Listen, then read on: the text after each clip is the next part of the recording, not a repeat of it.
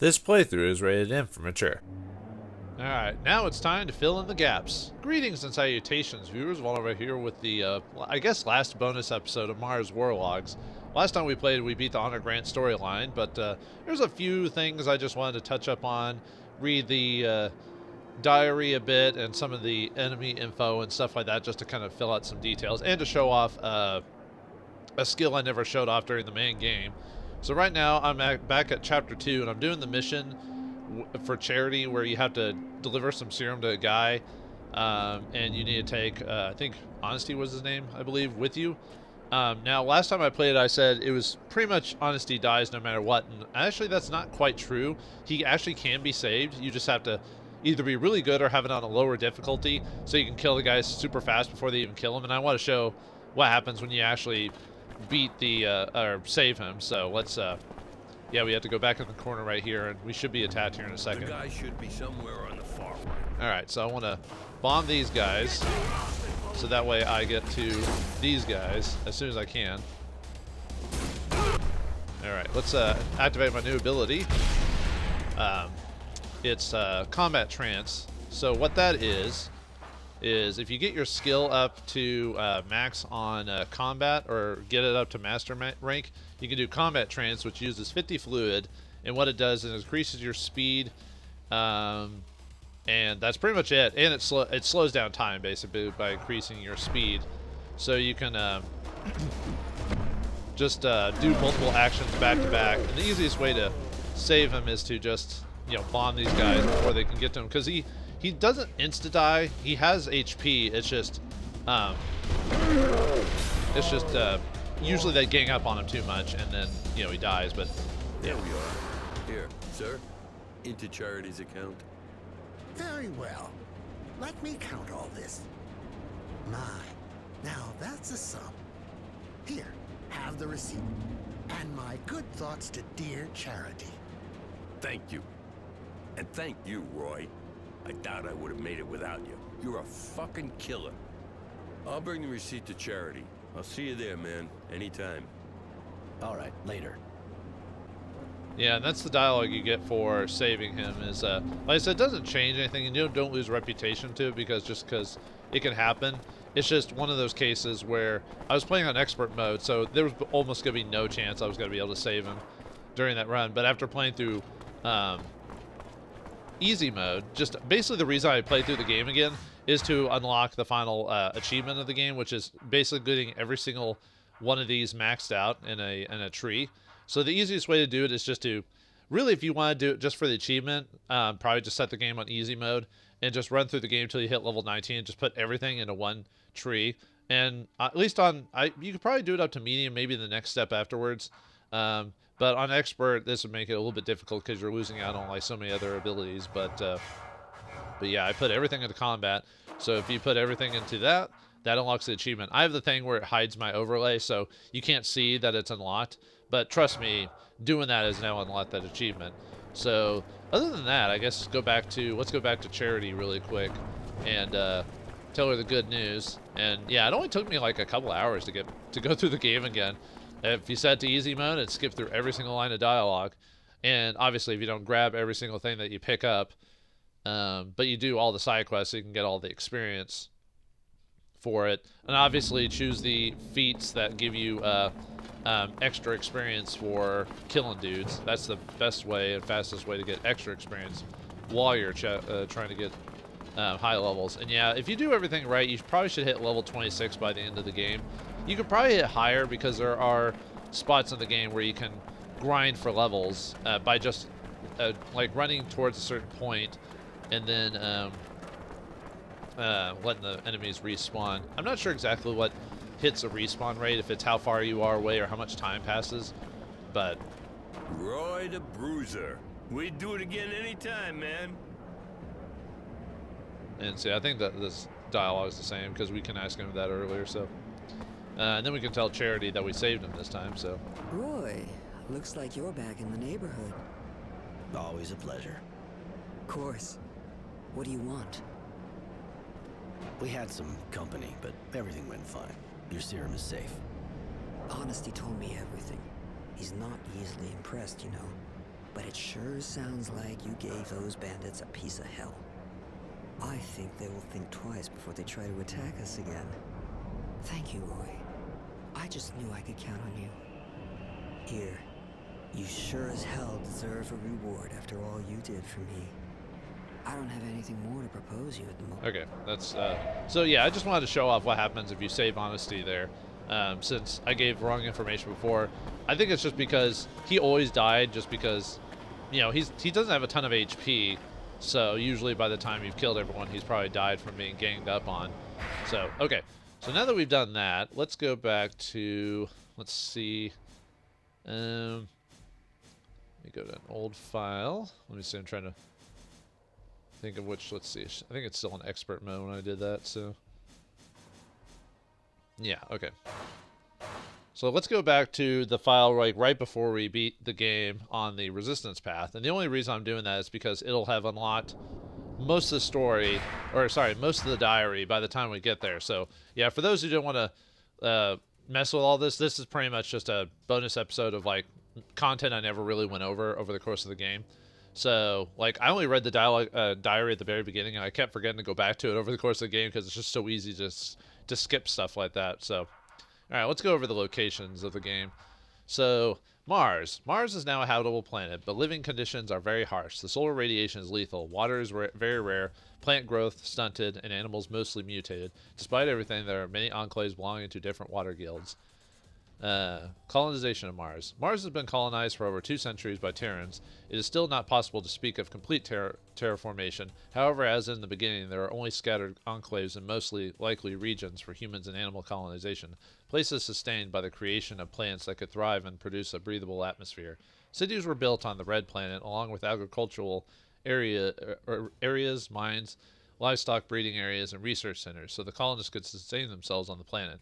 Different animal species were also imported, with the idea being to eventually create a new Earth. But unfortunately, goals were brutally cut short before the process could be finished. The turmoil. And this is basically all the backlog of the game for those who are curious, like how, like what the world's like. Most of the stuff, I gotta give this game credit. It doesn't do like a lot of exposition dump on you. You pretty much have to read it from the diary if you want to know more. Some people say some stuff, but for the most part, they don't exposition dump you, so. After the colonists had been on the planet for 70 years and had begun to flourish, Mars tilted on its axis during a catastrophe that affected the entire solar system. Many buildings were destroyed and communications with Earth severed. Many of the inhabitants, forced to flee the ruined cities and agricultural areas, were exposed to the terrible solar radiation, and the survivors became the dust. Mutants rejected by society. Water quickly began to run short, and the distribution companies gaining new power, replacing the governments. Today, there are therefore 2 peoples coexisting on Mars, the dust and those who remain human. The latter gathered under the banner of 4 large water companies with different histories, philosophies, and ways of life, which are in perpetual conflict. Now Aurora, the youngest of the guilds, is at war with abundance, and but for the excellence of its generals, the large number of technomancers in its ranks, and the unexpected involvement in the militias and the conflict, it would doubtless have been swept aside. Camp 19. This is where we were at the beginning of the game. The Camp 19 is a camp created by Abundance to house Aurora prisoners of war. It is an old drilling well located away from the front in an ideal holding area. The prisoners work at different jobs here to keep the camp running independently. Trains are the only link to the other enclaves. The Mess. The Mess is the Aurora's prison canteen. This is where to eat and also where they get together to talk. It is traditionally a neutral location. Regardless of differences, nobody fights here. The Sandpit.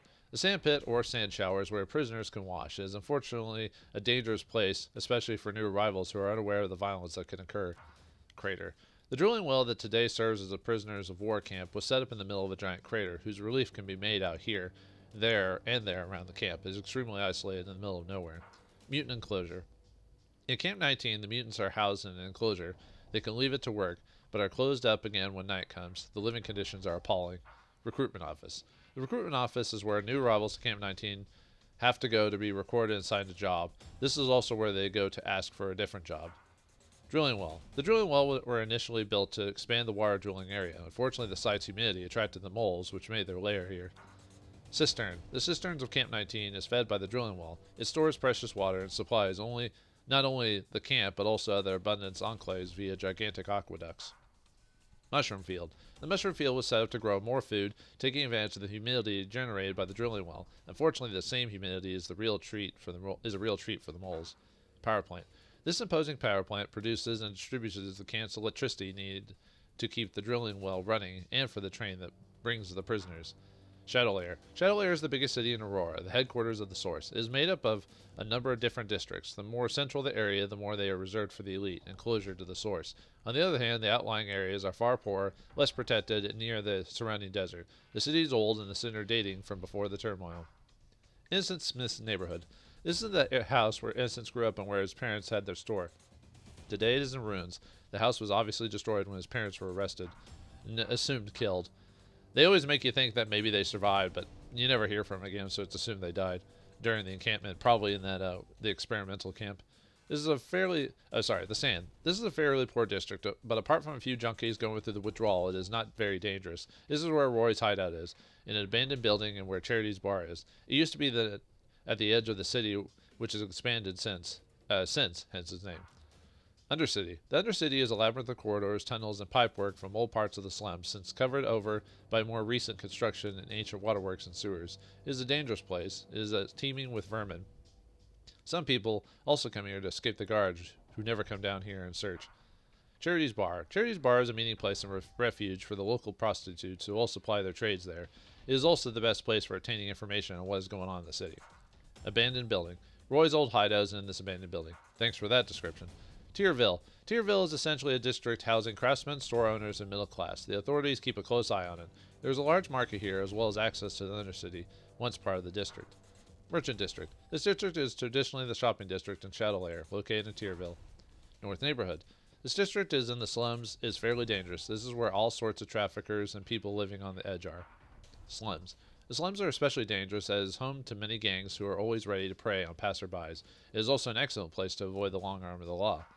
CD Bar. The CD Bar, run by Tranquility, is a place where crooks, dealers, and anyone with shady business can mingle. It is fairly popular due to its arena, where volunteers can fight creatures for the audience's pleasure. I'm surprised that they never had a mini-game where you could actually take place in the arena. I wonder if that was the original concept that they kind of dropped. It's hard to say.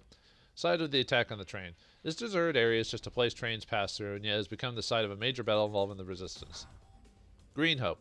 Green Hope is a major hydroponic site with a yield that is usually very high. During the war, it was the scene of several bloody battles, and where Aurora took its victory was assured. As a result of the battles, there was significant destruction, and its reconstruction will be long and expensive. Hydroponic fields. The hydroponic fields are Green Hope's main source of wealth. They are crisscrossed with micro-irrigation and water recycling channels for growing a variety of crops to feed the enclaves with an unusually high yield and without wasting water. District in ruins. This district suffered enormously during the fighting in the war. Now the buildings serve as a refuge for people wanting to avoid the attention of the authorities in Green Hope. Worksite.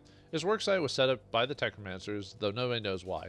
Access is closely restricted. It seems very unlikely that a simple construction site is announced.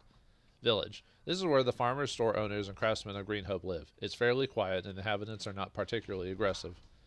Industrial complex. This area of Green Hope is where the industry needed to keep the hydroponic site running is located. It is also where the entrances to the site's government's buildings are. Technomancer HQ. This building was requisitioned by the Technomancers in Green Hope. Nobody knows what goes on inside, and access is very well guarded. Shadowline. Construction at this Shadowline site has started and stopped several times. Aurora has brought a drilling worm here to continue the work. The place is isolated and relatively exposed to the sun, and serves as a prison for political opponents. Source. The Source is the seat of power of Aurora, the heart of the Shadow Lair. Within its walls are the Dowser's apartments and offices. This is also an area for the Technomancers here, where they train and spend most of their time. Yeah, unfortunately, we don't really get to explore it because we're just attacking it, so kind of another lost opportunity. I almost feel like, and this is probably true, they probably got rushed in the ending of the game. Most games always have decent beginnings, but then you can kind of tell if a game has a rushed period, because then by the end of it, the ending seems kind of rushed or not as fleshed out as it could be, because, you know, usually unlike movies, usually games are worked on pretty much streamlined down the line, is usually how it works. So, but anyway, let's go to characters. Abundance. Abundance is a character. No, Abundance is the oldest of the water companies. It was created just after the turmoil by the survivors of the Hydra Engineering Corps of the MN. Martian nations, which managed the development of the planet's water resources. After the Great Catastrophe, Abundance had a single objective: ensure the survival of all the colonists by ensuring the provision of water to as many enclaves as possible. In a way, this meant continuing the MN's mission despite losing contact with Earth. But during the long period of chaos that followed the turmoil, the founders of Abundance would little by little come to understand the power they had in the new Martian society. Thus, although they had begun as a neutral structure, Abundance progressively became an enlightened dictatorship before transforming into a consortium as despotic as it was monolithic. Its hierarchical and militaristic structure has made it very powerful despite the appearance of rivals against whom it wages a quasi-perpetual war. The Mutants of Dust. The first cases of mutation were observed just after the turmoil in people who had survived exposure to solar radiation. Since then, the mutants have reproduced and now make up a separate group called the Dust. For people untouched by the radiation, the mutants are monsters. They have lost their souls and betrayed humanity. People use the Dust as livestock and care little about their living conditions, which are often deplorable. More and more people are being affected by the mutation without being exposed to the sun. No one knows what the exact reason for this is. These new mutants are immediately rejected by society and penned up like the oldest generation, which is what happened to the Dowser Wisdom, which is why he did what he did. Aurora. Aurora is the youngest of the 4 water companies. It was founded by pioneers seeking to discover new sources of water to escape from the straitjacket of the other guilds, but after some success, the risks involved in the process and the loss of technical ability would lead the guild to eventually join the war for the known sources. The stamp of mysticism each of its citizens bears a virtue name that's supposed to describe them. Today, its power lies in the large number of technomancers in its ranks, as well as the daring and strategic skills of its new dowser, Wisdom. Technomancers. Technomancers are people trained in the use of pre-turmoil artifacts that enable the use of fluid, the electricity produced by the human body, to create devastating effects. Each guild has Technomancers and Aurora more than the others.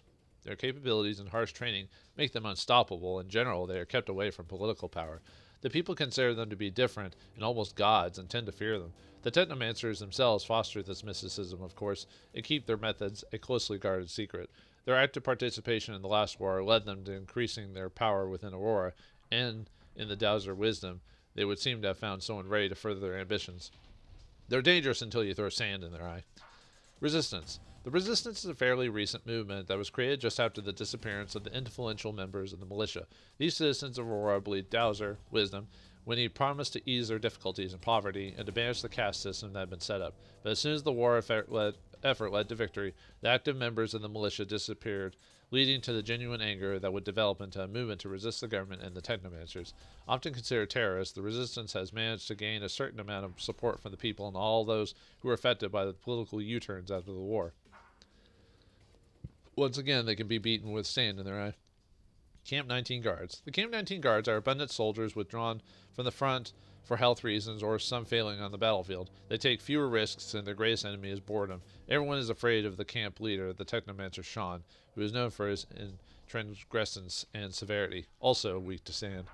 Camp 19 Prisoners. The prisoners in Camp 19 are all Aurora soldiers captured during the war. They have to work in and maintain the camp, which each assigned a role on arrival. Most of them are stoically waiting for the end of the war, but some are taking advantage of the situation to do business or dream of escape. Shadow Layer Soldiers. Shadow Layer's guards are essentially soldiers. Some are in the Ministry Army, but most answer directly to the source. They perform policing duties and identity checks, but are particularly despised for having participated in the arrests of members of the militia. People of Shadow Layer. The people of Shadow Layer, the biggest city in Aurora, are from a variety of backgrounds. Some live in extreme poverty, whereas others are aristocrats of the source. Each caste has its own neighborhoods, of course, and the powerful do not deign to visit the slums. Shadow Layer criminals. Although there have always been criminals in Shadow Layer, the number of crimes of all sorts since the end of the war seem to be on the increase. All these criminals are unemployed veterans who are taking advantage of the fact that the guards are restricting themselves to checking identification on the major streets. Junkies. The slums of Shadow Layer are home to lots of junkies, lost souls who are so desperate they prefer taking shelter in artificial dreams rather than face up to a life without a future. They can quickly become violent, especially if they are going through withdrawal, and people are afraid of them even though they are down and out. Soldiers of Green Hope. The Soldiers of Green Hope are part of the contingent sent by the source to ensure the reconstruction of the hydroponic site goes smoothly. They also watch over the safety of the Technomancers there. They are veteran troops and care little for the problems of the farmers in the village, remaining focused on the military protection of the site. People of Green Hope. The people of Green Hope have only been there a short while. They were all sent by the source to relaunch the hydroponic production of the site, which used to belong to Abundance. Most of them are farmers, although there are also craftsmen and merchants. Source Guard. The Source Guard is made up of elite soldiers who are completely loyal to the Dowser. They are detached from the army and only answer to the source itself. This was initially for its protection and to prevent a military coup. Their training is considered the hardest there is. Just throw a bunch of bombs at him. Roy. Roy is a strange man with a troubled past. His virtual name is Temperance, but he doesn't like being called that and prefers the name he chose himself. He was originally from Aurora and is now a prisoner of camp in War of Camp 19. Weird how the game never adds stuff to it over the course of the game. I guess maybe that's what the diary is for. Isn't Smith. Isn't Smith is a young man who got caught up in the war against Abundance despite himself. He was completely traumatized by the violence of the fighting and by having to kill other soldiers. Fatso. Fatso is a pervert. His unhealthy appetites make him the terror of Camp 19. If he hadn't been captured by Abundance, his behavior would have led to a court-martial. In a way, he is enjoying a respite and taking advantage of it as often as possible by mistreating new arrivals. Sean. Sean is the Technomancer in charge of Camp 19, a strict disciplinarian who is very hierarchical. He is feared by all who work for him and does not tolerate incompetence. Somewhat out of place as a leader of a prison camp of war. He was obviously sent there as a punishment for some failing, which Mary talks about if you talk to her. Mary is a young Technomancer apprenticed by the leader of Camp 19, Sean. They are said to be lovers involved in more than just a single master-student relationship. Yep, almost master-slave as well. Courtesy. Courtesy is one of the many prisoners of War of Camp 19. He's a fairly good fighter and has had enough confidence in his abilities to sign up for the cleaning group in charge of eliminating the moles in the galleries surrounding the drilling well. But although he can be brave, he is not reckless. He is also an avid patriot of Aura. Why did they give someone like this a lot more description than like Roy and Innocence? That's insane. Jay. Jay is an eternal optimist, clever and resourceful. He stayed to place at Camp 19, which he has nonetheless tried to escape on a number of occasions. He dabbles in almost everything, knows everything that's going on in the camp, and although he's not much of a fighter, can prove to be a solid ally. Till he just decides to stay behind to help us in the train when he didn't actually need to do that. Bob. Bob is one of the guards at Camp 19. He is from Abundance. He is fairly friendly with the prisoners, even helping them on occasion. As with many of his comrades in the camp, he is not a career soldier, but was an engineer before the war. And you can also help him, try to help you with escaping, and then he gets wounded and left behind. The bad ending for him is you could basically beat him up and get him sick and send him back home, which is the bad ending for him, I guess. Scum. Scum is the spiritual leader of the Camp 19 mutants. He is humble and devoted to his people and is prepared to do anything to improve conditions for the Dust, including starting a rebellion at the risk of his life. Solidarity. Solidarity was a veteran before the war, but since becoming a prisoner in Camp 19, he has been the cook, earning regular mocking from his comrades. He continues to like animals, but shows a certain bitterness when it comes to his new role. Doc. The Doc is the doctor in Camp 19. A citizen of Abundance, he is loyal to his guild, but is still sincerely worried for the health of the prisoners that he cares for as best as he can. Prowess. Prowess is a prisoner in Camp 19. He and his friends spend their time insulting the mutants that work there. A former smuggler has made a name for himself on the battlefield. Mechanic. The mechanic works in Camp 19 for Abundance. He is in charge of keeping the equipment in good order, but has few resources to do so and will always seem to be missing something. Charity. Charity is a former prostitute and chatelaire. Intelligent and determined, she has become an important person in the city, specializing in the sale of information of all types. She always helps her former workmates when she can, and from the rather odd bar that she runs. Faith. Faith is a prostitute friend of Charity. She usually works in the latter's bar, but has been forcibly recruited by a pimp from the shopping district. Badly treated and paid, she was at the edge of the abyss until Charity sent Roy to find her. Pimp. I don't know why it's just the description of that. That's what he is. This pimp works in Tierville. He's a different approach to recruiting gals as he kidnaps them and forces them to work for him. Tranquility. Tranquility has a bar in the slums of Shadowlair. The shady bar also has an arena where he regularly organizes fights to entertain the customers. He has only been running the bar since he came back from the war, his uncle, the former owner, having died in combat. Marco. Marco is the uncontested leader of the resistance, inflexible and transient. I don't know why I had trouble with that for a second.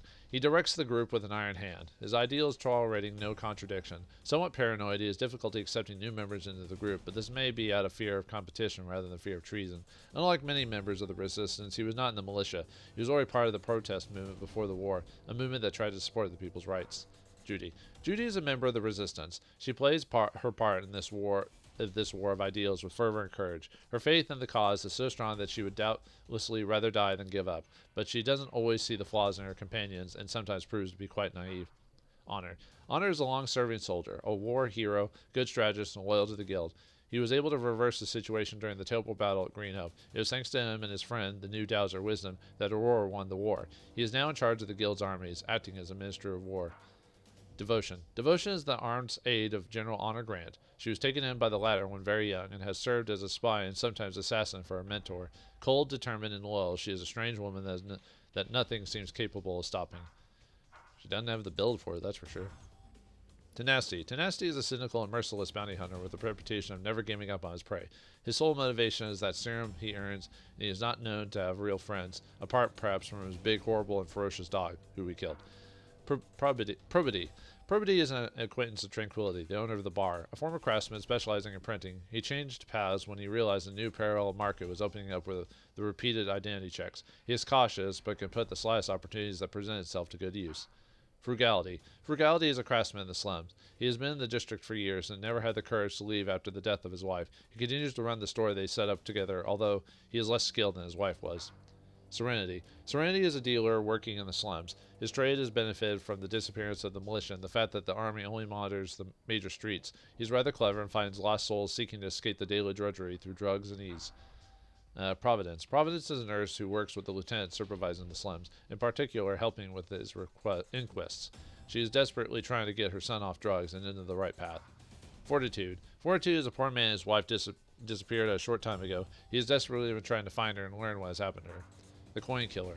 The Coin Killer has been lurking in the alleyways of Shadowlair for some time. He isolates his victims before killing them, sliding a pre-turmoil coin in one of their hands as a calling card. He's already responsible for the deaths of several prostitutes and the wife of Fortitude. Integrity. Integrity is a guard in Aurora, and his sister is engaged in to prowess, the prisoner encountered in Camp 19. He is fairly patriotic, yet doesn't hesitate to ignore the law when it suits him. Morality. Morality hangs around in Tierville.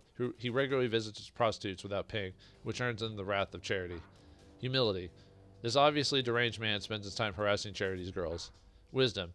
Wisdom is the hero of the war against abundance, and is the new Dowser for Aurora. He is a former soldier whose strategic skills shown on the number of battles in the previous war. He is also an excellent speaker who is capable of gaining the support of all classes of the guild to win the war, and yet since the armistice he has abandoned his unifying approach in favor of an alliance with the Technomancers. Political prisoner. Political prisoner was arrested by his source guards for participating in several demonstrations. Since then, he has been a prisoner at the Shadowline, has been subjected to the experiments of the Technomancers. Unknown entry. And I think you get some of those from the other path, if I recall correctly. Alright. Whoops. Alright, fights. I don't think I'll read all these off, but these are just the gist of them. It just tells you how to play the game. Armed attack, pressing X, guard attacks or Y, blocking with B, roll with A. I think this technique is supposed to be one of the renegade path stuff. We also got sand throw, nail gun, health regeneration, deadly shadow. That's when you go stealth, handmade grenades, traps, shockwave, an ability that basically force push, electric shock arc, basically lightning, energy shield, shield. When you put charge your weapon, supercharge. That's the one. Oh, that's the renegade ability where it basically allows you to. Oh wait, no, that's that. Oh, I don't know why they call it surcharge. It should be overcharge. But anyway, that's the Technomancer ability that basically allows an explosion to occur when you overfill with fluid. Or humans, enemies. Yeah, they're just standard enemies. How to fight them. Wounding, blinding. This is supposed to tell you how to fight them if you have trouble, like what they're immune to and weak to and stuff like that. Yeah, not much detail on that, but oh yeah, the drilling worm. that was probably the most interesting fight in the game, because it was really the only really major. I mean, you had bosses in the game, but this was really the only thing I could really consider a boss. This immense creature is immune to wounds, stunning, and blinding, but very sensitive to electrical attacks. It is fairly slow, but its attacks do an enormous amount of damage, and in general cannot be parried. Its carapace can temporarily close, making it immune to all attacks. But careful of the jets of acid shoots; they can poison the ground for a short time. Yeah, overall a cool fight. But anyway, let's go to the diary there. So we got quite a few pages on there, and the last couple of entries are different depending if you choose the resistance or honor grant. So I'll read those after this one. But all right, from the beginning. Obviously, the fat guy was really pissed off that he'd been humiliated in the sandpit, so he's waiting for us outside, pretty much sure of himself. Roy gave him a lesson, and I figure it'll take some time to forget. He probably would have even killed him if the guard hadn't gotten involved. Well, I have to wonder where they were when I needed them. Oops. We got together in the mess at a quiet table, and Roy explained what he had in mind. He wanted to escape and was counting on my help. Of course, that seemed a bit crazy, and I wondered what I had done to make him think I could help him. But he had saved my life, and I wasn't particularly set on sticking around the place. I accepted. He went to the recruitment office together. Roy told me to get hired at the power plant by passing myself off as an electrician. At the same time, he signed up for sweeping duty, which is dangerous work consisting of killing the moles infesting the drilling well. The camp dogs seem to have gone crazy, attacking everything that moves. They must be sick or something like that, but it won't be easy to cure them. I sure hope we don't get it too. All we need is for us to start fighting each other like madmen. I found out later that with the help of 2 other prisoners, one called Sobriety and another Courtesy, he had no problems killing the moles that were infesting the tunnels. He destroyed dozens of nests and even found an unexplored tunnel full of pre-terminal relicts. An incredible discovery. The tunnels didn't have relics in them. An enormous queen mole had made her nest there. The creature almost killed the Technomancer, but Roy defended her and told her to make the next tunnel collapse. The plan worked, but they got down in one piece. Next step was meeting me at the mess so I could tell him what I found in the power plant. Even if I think that's weird to help someone from abundance, Roy wanted to help the mechanic and found the parts that he was looking for. I suppose that with the plan that we have in mind, it would be better to have allies, even if they are enemies of Aurora. When Roy came to find me, he told me he'd managed to hide weapons. That's really good news. We took stock of where we are with the escape. We still need water for the trip and a good diversion to cover our escape. For that, Roy seemed to be counting on the mutants. One of them would rebel, which could help us out. We met a pretty weird prisoner, a guy who seemed to like bothering the mutants with his buddies. Not this kind of guy I would really take to, but Roy figured that he could help us, so he helped him find plans for explosives and the men made them, which means we can have access to grenades and traps too. Roy wanted to know who the rebel dust was, so he carefully interrogated the mutants, and he managed to wrangle it out of them before long. The leader was a certain scum, a brave and determined mutant who wasn't going to let his people suffer anymore. Even if I find these creatures revolting, I have to admit this one has balls. Does he have balls? Well, wait, they can procreate, right? So maybe they do have balls. For the dust to create the diversion we need, the leader asked Roy for some tools. It would let them succeed in their uprising, and if what they were throwing together doesn't seem like much compared to the weapons of abundant soldiers. Anyway, Roy got them their tools, and they were waiting for our signal to start the rebellion. Roy found a way to get back down into the drilling well and retrieve the weapons he had hidden. Unfortunately, there were guards, and he had no choice but to kill them. One of them, he found a strange item, a syringe for serum. It's pretty nasty and lets you get water from a body, but of course it's lethal. It's weird to say killed when you can leave them alive, but this is supposed to be a general guide. It doesn't have every single variation in the game written in here, so... We needed water, and Roy had thought of everything. Under the pretext of cleaning out the moles infesting the mushroom field next to the cistern like he did with the drilling well, he managed to get in and take enough for our trip. Roy helped the mechanic again and is truly having some major supply problems. This time the mechanic really appreciated and even offered to trade objects with Roy whenever he needed. This will surely be useful. I never took advantage of that because there wasn't really anything unique yet. Roy went to talk to the doc about this business with the dogs. The guy was really worried. He thinks it might be contagious, so he offered Roy poison to kill the dogs and stop the disease from spreading. Roy managed to get Jet, his lucky charm, which was in fact a picture of his wife. I suddenly understand a lot better why he was pissed off that some soldier had a hold of it. I wouldn't like some guard pawning a picture of my mother either. Ugh. Roy spoke to the cook, who used to be a vet before the war. Seems he can make a vaccine for the dogs if Roy gets him a bit of saliva from the sick animals, but that'll be kind of dangerous, seeing as how he'll have to fight to get it. I hope the guy is serious and Roy won't be doing all this for nothing.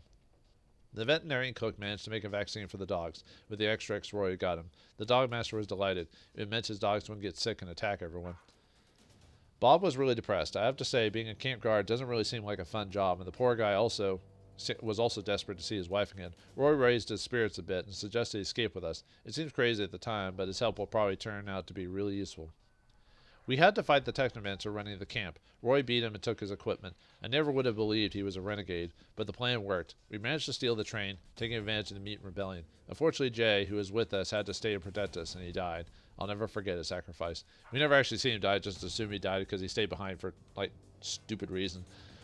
But anyway, after all our adventures in the camp and our escape, I only found ruins where our home used to be. My parents have disappeared, doubtlessly arrested or worse. I am still full of rage. I asked Roy to help me meet people who are fighting the government. With their help, I may be able to find my parents or avenge them. That was also a dropped thing. I think we should have found out exactly what happened to them. Either they died or were experimented on. I assume they were experimented on, but by the time you actually go to the camp where the experiments happen, innocents is either sent off or killed. So, like I said, I know it was the first game for them, but I feel like so many opportunities were missed or dropped on. So, oh well. What can you do? Roy introduced me to a strange lady friend of his, a former prostitute who speaks very frankly. She says she knows everything that goes on in the city and should be able to help us meet the resistance. But of course, it'll take time, and we'll have to do a couple things for an exchange. We needed somewhere quiet where we could rest. Before the war, Roy had a hideout in the sand, but the place turned out to be full of junkies. We had to make them understand that they were no longer welcome before we could settle in. It's not exactly a palace, but at least now we're safe here. Roy found a forger in the north neighborhood who gave him a fake identification after asking him to get the security forces away from his workshop. This should let us move around the city with no problem, even if we get checked all the time. You only get checked once, because that'd be annoying in the game to have to do that every 5 seconds. While Roy was trying to get to Tierville, he met this guy, a bartender who was complaining about not being able to get past the checkpoints. He gave him a fake identification in exchange for some information. Who knows, the guy may turn out to be useful later. He seems to know a lot of people in the Shadow Lair. To get the junkies out of the workshop nice and easy, Roy decided to listen to the mother of one of the poor guys. He went to find their dealer. That guy would never be selling drugs to those kids again. That's a good thing, even if, given their condition, I guess they'll be trying to get some somewhere else, yeah. Roy was approached by a craftsman in the sand. The guy had learned somehow that we had gotten rid of a group of junkies from our hideout, and of course he wanted to help with the same kind of problem. Obviously Roy had no trouble making sure he got his workshop back. Roy managed to get his hands on the bastard to grip on poor Faith. She had finally able to go back to Charity's bar. I hope she won't have any more trouble like that now, even if her line of work can't be all fun and games, I suppose. Fate can be very strange sometimes. Who would have thought that by helping a prisoner get a hold of weapon plans, Roy would end up helping guards who didn't usually care too much about the law stop a group of smugglers? From what I understand, Charity had a few problems getting some guy to pay his tab, but Roy, as usual, didn't have much trouble getting the money he owed. Some ill-mannered pervert was harassing Charity's girls. I think that after Roy paid him a visit, he'll never bother him again. Sometimes Roy scares me. He can be so merciless, but it seems sometimes it comes in handy. Because of this inflexible side, Charity asked him to sort out the local mafia, which was threatening her. Of course, Roy got through it with flying colors. Roy found Fidelity, Fortitude's wife, who had disappeared. Unfortunately, she was dead, murdered. You have to ask yourself how such a thing can happen with the security forces checking everyone all the time. What's strange about the story is that she had a coin on her that her husband didn't recognize. Maybe it's the killer's calling card. There was a killer lurking in the city. The monster was going after girls, drugging them, and once his crime was over, he left a coin on their bodies. Roy investigated and ended up finding the bastard who did it. He'll never kill again. Except he does in the next chapter. Because we let him go. If you want to complete the quest achievement. How can I thank Roy for everything he's done for me? Thanks to him, I was able to join the resistance. Unfortunately, Marco didn't want him, but I hope I can get him to change his mind. Until then, I'll make sure I know what he gets up to, especially what he finds out about that strange explosion we heard. I learned that Roy had found Mary, the apprentice of the Technomancer running Camp 19, where the explosions we heard happened. The girl had followed us all the way here to get revenge. Roy cared for her, and now it looks like she's with him. I hope that he knows what he's doing, taking this half-crazy girl under his wing. Yeah, she was crazy. I was told that Roy had met Honor, the famous general under the city. I wonder what they talked about. He's a war hero, but like Wisdom, he turned a blind eye and even encouraged the rest of members of the militia. I hope Roy doesn't trust this guy. In any event, I'd make him answer for what he's been going on. Those bastard Technomancers didn't give a tracking Roy like I figured. Except instead of doing their own dirty work, they sent a bounty hunter named Tenacity to settle the score. Even though the guy was waiting for him at the hideout and fought, I learned that Roy spared him and even let him join us. Incredible turn of events. And obviously it's different if you kill Tenacity. I'm finally going to take part in my first real battle for the Resistance. We're going to attack a convoy of prisoners. Who knows? Maybe my parents might have among them. I told Charity to ask Roy to join us. Marco may not agree, but I know Roy is a good guy and his presence will make the difference. By using technomancy, so we could escape, Roy revealed himself to the Source. They sent people to hunt him down. He took out most of them, but I'm worried. I doubt that they will give up so fast. They're so possessive with their power. I'll have to be careful. I got this diary from Judy. This is where it switches to Roy. I got this diary from Judy. It's pretty troubling to read all these things about me, especially after having seen the kid get killed. I can only keep it up for him, just like I took up his fight in the Resistance. I hope to be able to fight a struggle, so he didn't die for nothing. I joined Marco at the HQ they sent in Green Hope, and he gave me my first mission. I have to get into the worksite to set up by the Technomancers and sabotage it. It would seem that the place is particularly important to them for some reasons we're unaware of. By destroying it, Marco thinks he'll ruin the plans that they have there. A local farmer was complaining about a mole infestation in his new crops. I killed him, so now he should be able to get back to work. The villagers were complaining of the thefts of their food stocks by the dust, but what they didn't say was that they didn't feed them and beat the dust were starving to death. I decided to help the mutants survive by telling the people of the village a little lie. That should let them hold on for a while. The coin killer that I followed in Mist and Shadow Layers come to continue his crimes in Green Hope. Fate must have wanted me to finish what I began. I killed the monster and saved a young woman that he was going to kill. Turns out it was an angry man behind the crop destruction. I made sure he stopped so the farmer can go back to his farming. Judy and I are now together. I fell for her courage, her strength of conviction, her passion. I guess my life will be different now. Tough to stay aloof. A renegade carried on the wind with a woman like that at my side. But beyond the combat that awaits us, I am at peace. It seems the future can sometimes hold pleasant surprises. I sabotaged the worksite like Marco wanted. I hope that'll be enough to disturb the Technomancer's plans for Green Hope. Now we have to join up with other members of the Resistance in the North Agricultural Area to exchange information. There is a traitor amongst us. Our so-called secret meeting was attacked by Technomancers, and if I hadn't been able to stop them, there would have been a good chance our resistance cell would have been wiped out. To prevent it from happening again, Marco asked me to get into the Technomancer's building to find out who's ratting on us. I could get into the Technomancer's building and find proof of the secret dealings with one of ours, Jerry. His family is being held prisoner on a shadow line that was enough to compromise his loyalty. I also overheard a conversation with the Dowser, who was passing by. The shadow line seemed to be hiding experiments. I should have a look. The shadow line held unspeakable horrors. The Technomancers were conducting appalling experiments on political prisoners. I was fortunately able to free. The Dowser's madness is no longer in doubt. I also learned that Marco had reached an agreement with Abundance. Green Hope is in exchange for their help. He'll have to answer for it later.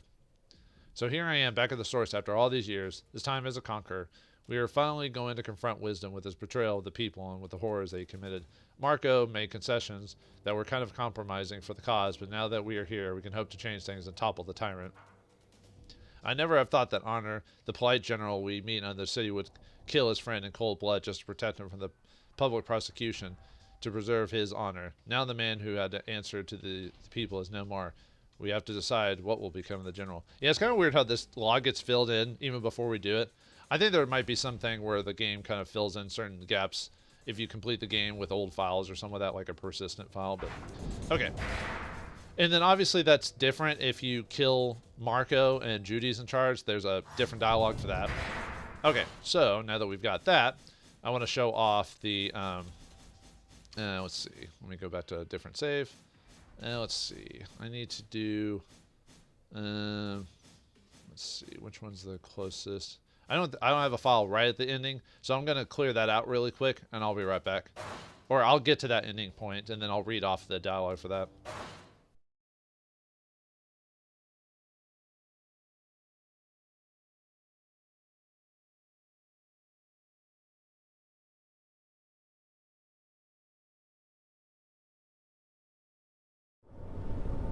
Actually, you know what? I'll leave this in mainly just to show you the dialogue extras that happen when you choose someone else to join you with Honor. Well, what is? Because last time I showed took Devotion with me, so let's take Mary this time. I'd like Mary to come with us. She's a little deranged, isn't she? But one more Technomancer at our side would be useful. Fine, let's go. Okay. We're finally so let's skip that. I finally linked Mary is with me. Another Technomancer will Yeah, that's the same dialogue. Okay. And then there's that choice dialogue when you first enter. With Honor Grant, you get some extra dialogue depending on what you choose. So, I think I said I want to protect innocence last time, so let's go with the one I want to save Aurora. What Wisdom and his Technomancers did makes me as sick as you. It's time Aurora was free of them, and I'll follow you to the end to make that happen. Okay, let me get to the end of the source, and I'll be right back. Okay, I beat the Praetorian Guard, so we're at the final bit here. So let's go and read the diary for that section. So let's see, I think it's just at 40. Okay, so Honor gave me this little notebook that Innocence kept, and as he had to go into exile, I'll try to keep it up in the hopes that one day when he reads these pages, he'll forgive me for saving him at the cost of a dubious agreement with the people who turned a blind eye to the deaths of his parents. I joined Honor in his Green Hope IQ, and he gave me my first mission. He wants me to get into a pretty mysterious worksite started up by the Technomancer to see what it's all about. In a way, I'm going to be a spy. A local farmer was complaining about a mole infestation in his new crops. I killed him, so now he should be able to get back to work. My visit to the worksite turned out to be an Interesting. Technomancers from the source found a major pre-turmoil site and are digging there, probably hope to find new equipment or lost knowledge. Honor learned that the resistance, which was also there, was going to be rested. To maintain the power balance, he asked me to protect them. The villagers were complaining of the thefts of their food. Oh wait, that's the same as before, so I can leave that around. Let's see. Yeah, okay. That's the same. Yep, that's the same. Okay. I couldn't warn the resistance in time when I showed up. The Technomancers were already there. At least I could help the small group get away. Honor was satisfied, but the promptu arrival and green hope of wisdom got him worrying again. He wants me to get into the Technomancer's building to try and find out what brought the Dowser here. Devotion and I are now together. Her apparently inflexible strength and underlying fragility got the better of my customary solitude. When I'm with her, I feel stronger, and I'm happy to have found a real companion who will fight back to back with me. The future, once we get past the fight ahead, seems brighter now. I was able to get into the Technomancer's building and spy on the Dowser while I was in the middle of a conversation with one of them. He was very interested in some experiments being carried out on the shadow line nearby. I should have a closer look. Marco was there as well. He wanted to kill the Dowser, and I had to kill him to stop him. Let's see. The shadow line held unspeakable ores. No, that's the same as before. Okay. Old Charity's turn to pick up the pen. Roy gave me his diary before leaving for the source. He's afraid he might die and wants this notebook to stay in one piece until the kid that he saved gets it. That madman wants to topple Dowser Wisdom, who apparently commits atrocities. Nothing new there. The powerful are often bastards. Okay, and then let's get the extra dialogue from Mary for bringing her here before you go inside to deal with Wisdom. So all we have to do is enter this office, and it's done. Done? No, but we'll be one step closer. I'd rather you stay here. I need to do this with honor. Just the two of us. Do you think we're still in danger? Is that why? I can defend myself, you know that. And that man? I'm not convinced we can trust him. Thanks. I mean it, but what happens next is going to determine the fate of the guild. I need to do this alone. That's why I'm here. Just wait here, and don't worry. I can take care of myself. Alright, and then we meet the Dowser. I think there's some slight dialogue if you choose to save Aurora, I believe. You betrayed Aurora. The people were everything Let's for see. you. I don't But remember let the every single Technomancer do. variation. You're So. not just afflicted, Wisdom. Because have you forgotten now? At the time, you risked letting Aurora. Yes, Let's see, you this disgust is me. mostly the same. Yeah, it kills him. I mean, we knew it happened just because of the other path, but... Roy. Himself. Before you go and do something stupid, I suggest you think I gave the diary to... It'd be a shame if some of your secrets came to light. It's true that a mutant Dowser was too big a risk for the guild. Abundance or someone else would have used it. I think you want power, but I hope you'll be able to protect Aurora from its enemies and show its people more respect than your predecessor did.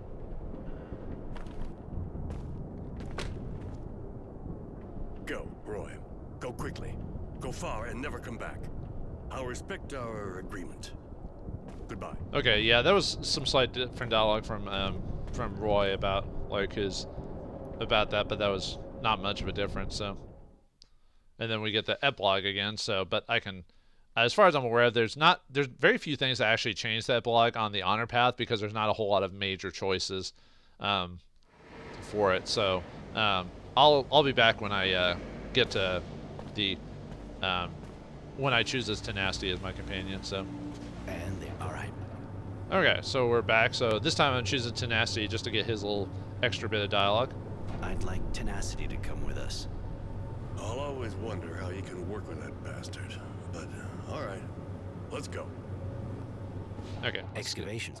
That old rascal Tenacity is with me. It'll be good to have his practicality and effectiveness in this march on the source. Yep. Okay. And then just show the dialogue for choosing that it hates Technomancers. Like I said, I don't think the dialogue is much different with Honor Grant when you choose that, but...